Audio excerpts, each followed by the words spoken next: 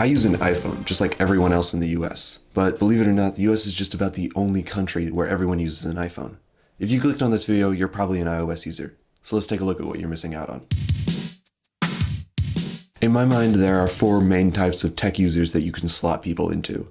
And the first one is somebody like your grandpa. Typically a person who just needs to make phone calls and texts. They don't really use their phone for much else because they really don't know how. In this case, they'll go to their service provider and be handed the cheapest iPhone. In this case, the iPhone SE. The second category is what pretty much everyone else in America falls under. This person will buy one of the newer iPhones and upgrade every couple of generations, fairly frequently. These people definitely aren't the most tech savvy, but they would like to be. This person will also start to reach out into the ecosystem, like maybe buying an Apple TV or an Apple Watch, not because they need it, but because they think it'll help them. The next step up is the ecosystem lover. Now these people have experienced a little bit of the ecosystem and they want more. So whatever product they've bought, they begin buying all the things from that brand and they become trapped into an ecosystem. They've been promised the full experience, and sure, there are benefits, but they haven't realized that they're limiting themselves in their technology. Apple is probably one of the worst of these ecosystems to fall into because they actively ostracize Android while simultaneously omitting many of the features. So typically adopting one brand for all of your devices will block out a different brand that excels at a certain skill. People like this will often tell you that it's just easier, which is exactly what the companies want you to think. There are companies like Matter who are trying to bridge the gap between the ecosystems and make it easier for all of these devices to talk to each other. And the final category is the enthusiast. You typically don't see a lot of these people out in public. They're the ones with the Sony Xperias, the Xiaomis, and the ROG phones. They're looking for the best possible performance and experience from their phone regardless of price. That's why you don't see them a lot. Most people don't buy $2,000 phones. Now there are these 4 categories of people, and you may have noticed that the iPhone users trend towards the left side and the Android users tend towards the right.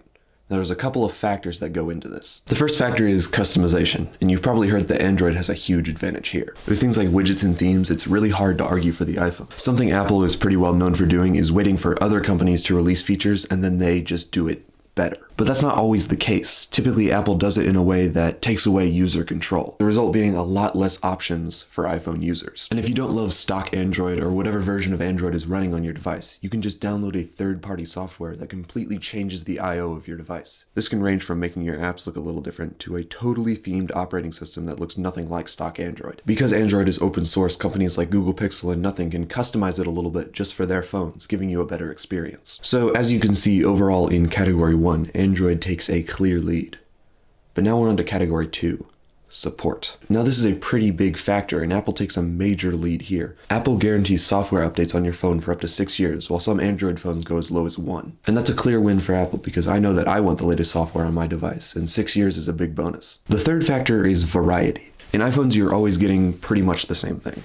Each year is just slightly better than the last at doing it. Sometimes not even. With Androids, you have a lot of options, from budget Xiaomi phones that take better pictures than an iPhone, to $1,000 gaming phones that can outperform some computers. You also have flagship Samsung Galaxies and professional tools like the absolutely insane Sony Xperia line. Overall, Android offers more options to fill specific needs. iPhones are just iPhones. Now, one of the major concerns against Android is safety. iOS is a closed code, meaning only Apple can use it. Typically, this is a bad thing for other companies, who have a harder time making things to go along with the software. But it also means it's harder for outsiders to break through the code and steal information. Android is by no means unsafe, especially Samsung and Google.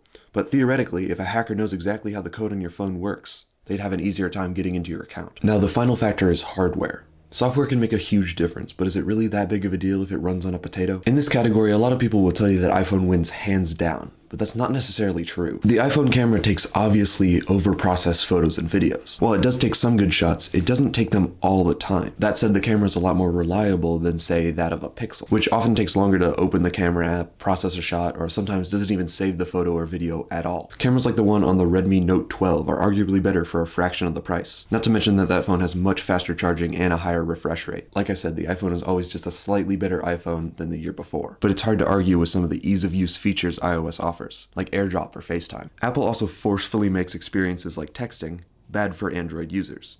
So if you have an Android, you'll have a bad time texting your iOS friends. All of these factors combined together mean that each individual person is a different case. There is no one good phone. So the 2 key takeaways from this video are: 1, don't get trapped in an ecosystem, and 2, the phone you buy really depends on who you're gonna call. Thanks for watching, dudes. I'm gonna go watch the 24-hour Le Mans. Make sure to stay for the post-credit scene. Party on.